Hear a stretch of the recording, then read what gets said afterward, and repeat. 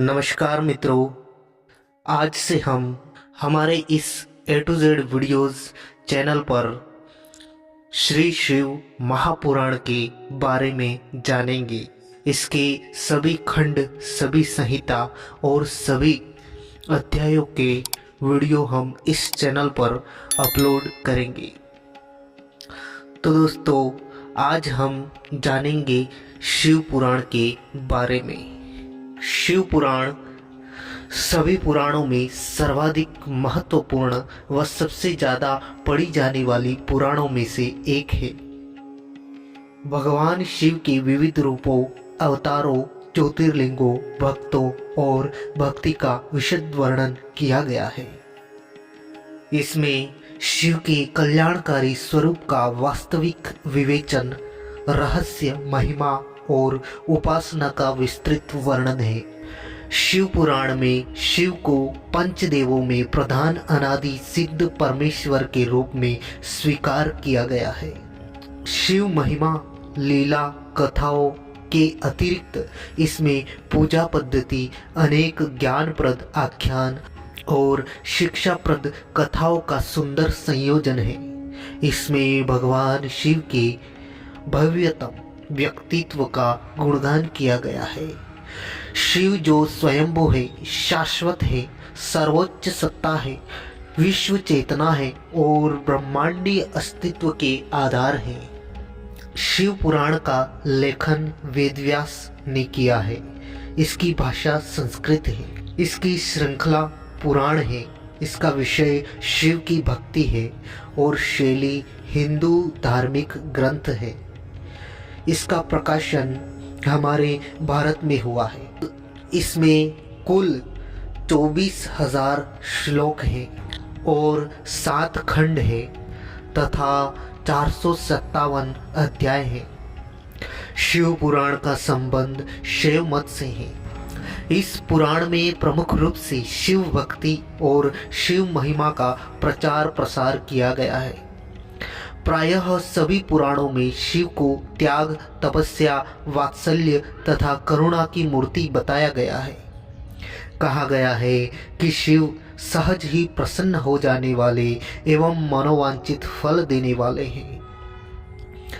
किंतु शिव पुराण में शिव के जीवन चरित्र पर प्रकाश डालते हुए उनके रहन सहन, विवाह और उनके पुत्रों की उत्पत्ति के विषय में विशेष रूप से बताया गया है। शिव पुराण एक प्रमुख तथा प्रसिद्ध पुराण है जिसमें परात्म पर ब्रह्म परमेश्वर के शिव कल्याणकारी स्वरूप का वास्तविक विवेचन, रहस्य, महिमा एवं उपासना का विस्तृत वर्णन है। भगवान शिव मात्र पौराणिक देवता ही नहीं, अपितु पंचदेवों में प्रधान अनादि सिद्ध परमेश्वर हैं एवं निगम आगम आदि सभी शास्त्रों में महिमा मंडित महादेव हैं। वेदों ने इस परम तत्व को अव्यक्त, अजन्मा, सबका कारण, विश्व पंच का सृष्टा, पालक एवं संहारक कहकर उनका गुणगान किया है। श्रुतियों ने सदा शिव को स्वयंभू, शांत, प्रपंचातीत, परात्पर, परम तत्व, ईश्वरों के भी परम महेश्वर कहकर स्तुति की है। शिव का अर्थ है कल्याण स्वरूप और कल्याण प्रदाता। परब्रह्म के इस कल्याण रूपी की उपासना उच्च कोटि के सिद्धों, आत्म कल्याण कामी साधकों एवं सर्वसाधारण आस्तिक जनों सभी के लिए परम मंगलमय, परम कल्याणकारी, सर्व सिद्धिदायक और सर्व श्रेयस्कर है। शास्त्रों में उल्लेख मिलता है कि देव, दनुज, ऋषि, महर्षि, योगींद्र, मुनींद्र, सिद्ध, गंधर्व अपितु ब्रह्मा, विष्णु तथा इन महादेव की उपासना करते हैं। इस पुराण के अनुसार यह पुराण परम उत्तम शास्त्र है। इसे भूतल पर भगवान शिव का वांग्य स्वरूप समझना चाहिए और सब प्रकार से इसका सेवन करना चाहिए। इसका पठन और श्रवण सर्व साधन का रूप है। इसमें शिव भक्ति पाकर श्रेष्ठतम स्थिति में पहुंचा हुआ मनुष्य शीघ्र ही शिव पद को प्राप्त कर लेता है। इसलिए संपूर्ण यत्न करके मनुष्यों ने इस पुराण को पढ़ने की इच्छा की है अथवा इसके अध्ययन को अभिष्ट साधन माना है। इसी तरह इसका प्रेम पूर्वक श्रवण भी संपूर्ण मनोवांछित फलों को देने वाला है। भगवान शिव के इस पुराण को सुनने से मनुष्य सब पापों से मुक्त हो जाता है तथा इस जीवन में बड़े बड़े उत्कृष्ट भोगों का उपभोग करके अंत में शिवलोक को प्राप्त कर लेता है। यह शिव पुराण नामक ग्रंथ 24,000 श्लोकों से युक्त है। 7 संहिताओं से युक्त यह दिव्य शिव पुराण परब्रह्म परमात्मा के समान विराजमान है और सबसे उत्कृष्ट गति प्रदान करने वाला है। तो मित्रों, यह थी शिव पुराण की जानकारी। आगे इसी वीडियो में हम शिव पुराण के पहले खंड के विद्वेश्वर संहिता का पहला अध्याय सुनेंगे। पहले अध्याय का नाम है ऋषियों का संदेह। तो चलिए दोस्तों, सुनते हैं। पहले अध्याय में हम आज से शुरू कर रहे हैं। तो पहले आशीर्वाद स्वरूप प्रार्थना करते हैं। मैं अंबिका पार्वती के स्वामी, आदि से अंत तक मंगलमय अद्वितीय महान स्वामी, अजर अमर आत्मा के स्वामी, पंचमुख तथा 5 प्रबल पापों को दूर करने वाले शिव का ध्यान करता हूँ। व्यास जी ने कहा, सत्यनिष्ठ अनुष्ठानों में संलग्न शक्तिशाली और धन्य ऋषियों ने परम पवित्र नगरी प्रयाग में, जो एक महान पवित्र केंद्र है, ब्रह्मलोक तक ले जाने वाला मार्ग है, गंगा और कालिंदी यानी यमुना के संगम पर एक महान यज्ञ किया। जब व्यास जी के शिष्य तथा पुराणों के प्रकांड विद्वान सूत मुनि ने सुना कि वहाँ यज्ञ हो रहा है, तो वे ऋषियों से मिलने वहां चले गए। ऋषिगण उन्हें देखकर बहुत प्रसन्न हुए तथा उनका उचित आतिथ्य और आदर सत्कार किया। जब विधि पूर्वक पूजा पूरी हो गई, तब महर्षियों ने प्रसन्न होकर हाथ जोड़कर बड़ी नम्रता से उनका अभिवादन किया। हे रोमहर्षण, हे सर्वज्ञ, तुमने अपने महान भाग्य से संपूर्ण पौराणिक विद्या को अर्थपूर्ण रूप में व्यास जी से व्याप्त किया है। इसलिए तुम अद्भुत कहानियों का भंडार हो, जैसे कि विशाल सागर बहुमूल्य रत्नों का भंडार है। तीनों लोकों में भूत, वर्तमान तथा भविष्य की कोई भी बात ऐसी नहीं है जो तुम्हें ज्ञात ना हो। यह हमारा सौभाग्य है कि आप स्वयं हमसे मिलने आए हैं, अतः आपका हमारे लिए यह उचित नहीं है कि आप हम पर कृपा किए बिना लौट जाए। यह सच है कि हम शुभ अशुभ की व्याख्या पहले ही सुन चुके हैं, लेकिन हम संतुष्ट नहीं हैं।